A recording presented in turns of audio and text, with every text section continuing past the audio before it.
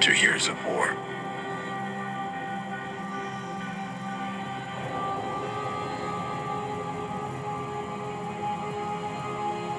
No one could stand between my men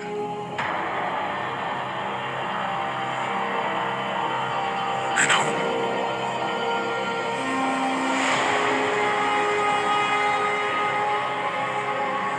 Not even me.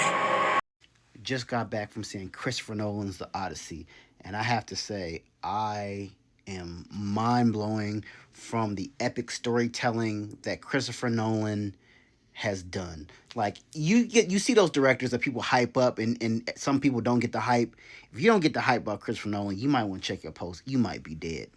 Now, for those who don't know, this story of the Odyssey is based off the legendary tale from Homer. Now, this story follows Odysseus, who is the one of the generals of the Trojan War. Now, once they have won the war of Troy, then they have basically built a Trojan horse to infiltrate into the town and I'm sorry, into the city. And once they infiltrate the city, they pretty much take it over and kill it. Now, this is after the events of that said battle, and now they're on their way home. But along the way home, they must encounter a lot of different obstacles, including sirens, the wrath of the gods, and the wrath of one another, who was Odysseus' men, played by Matt Damon, must follow and fight his way to get back to his family, his wife Penelope, played by Anne Hathaway, and his son Telemachus, played by Tom Holland. I myself, I love Greek mythology, but I'm not as profound into it like a lot of others are. But I knew going in this about the story of Homer. I think a lot of us read this in the books of in the War of Troy. Even a lot of us seen the Troy from Brad Pitt's Troy, which was another retelling of this. But I love the way Christopher Nolan tells his stories. He gets so detailed, and this is a 2 hour and 52 minute movie. So this is not a short movie by any standard, any stretch of imagination. But the storytelling is epic. All the set pieces, the scenes, the cinematography. Like I said, there's only one negative I have about this movie, and I'll talk about that later. But the characters itself, Tom Holland as the son, great job. Anne Hathaway. But Matt Damon, obviously, as Odysseus, is the bigger star. He is the main lead. And this whole thing is about the story of him getting back to his wife and getting back to his family and his homeland. And the story of how getting there takes so long and how they get lost upon their ways. But the things that I loved about this is it's just almost like a self-reflection. They won the war, but they lost the battle. Because after they won the war, heading back home is how they lost themselves. And also, there's also small shout outs to it was like Charlize Theron is in this movie.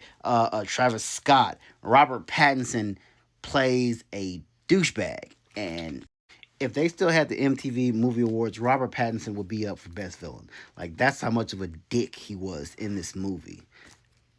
Now, the two biggest controversy about this movie were two distinct roles. Lupita Nyong'o playing Helen of Troy, and I will agree she was not a good candidate for this.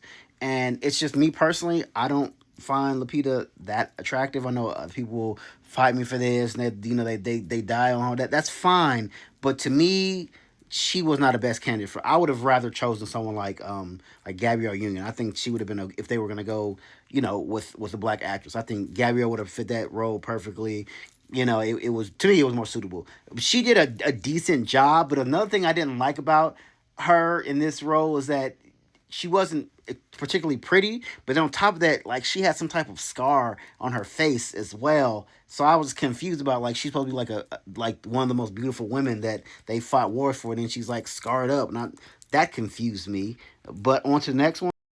Elliot Page plays Senna. I think that was his name in the movie. But this was a big controversy because a lot of people thought he was playing Achilles.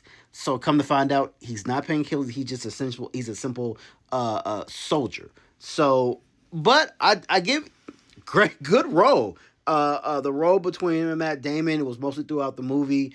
It was actually she did a good job. So, but they did not play Achilles. I thought that was going to be very unrealistic because Achilles is a huge individual. But all in all, I thought this movie was just amazing. Like Christopher Nolan again shows why he is one of the greatest directors of our generation. Like while people bought this movie in IMAX a year ago. So it's just crazy to see. I'm like, man, they hyped this movie up way much than I thought. I was like, no. Then you go see this movie. I'm up for like, I'm talking about this movie's almost 3 hours long, and I didn't want to go pee. I ran to go pee, and like I'm going back to see this movie on Thursday. Yeah, on Thursday. So yeah, when this comes out, and it was 3 hours, but I'm going to go see it again. It was 10 out of 10. Like I said, flawless. Go see this movie, Chris. You did your thing.